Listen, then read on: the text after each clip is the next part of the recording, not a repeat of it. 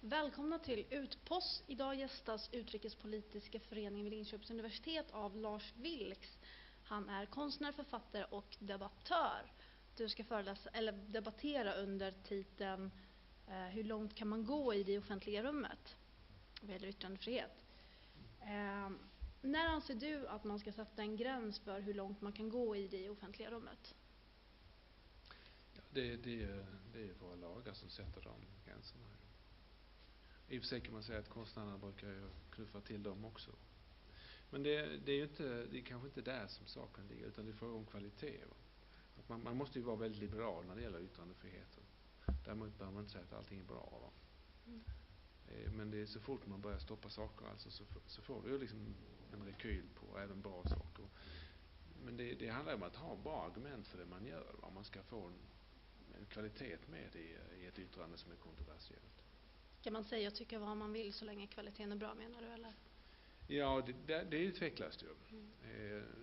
Har man någonting som kan... Men kvaliteten måste ju bekräftas. Man måste kunna förstå kvaliteten. Det får inte vara personligt. Alltså, jag tycker det här är väldigt bra. Det går inte riktigt, utan du måste på något sätt få förankring i det. Hur hade du reagerat om dina kritiker valde att måla upp dig som en rondellhund för att på så vis visa sitt missnöje? Med tanke på att du är en offentlig person nu.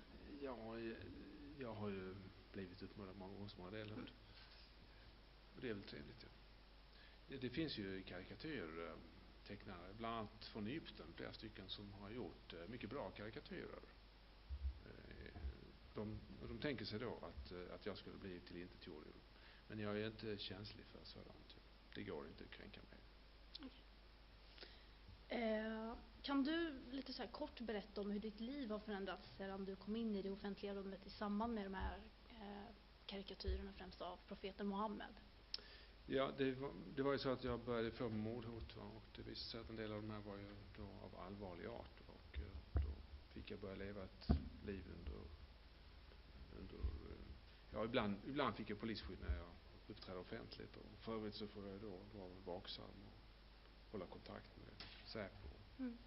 Så att alert, det är liksom det som är dagens honnörsord för mig. Jag måste liksom alltid kasta en blick över axeln. Vilka samhällsförändringar tycker du att din konst har bidragit till? Ja, jag vet inte om den har bidragit till samhällsförändringar. Den har väl bidragit till den offentliga debatten, det ska jag kunna tänka mig.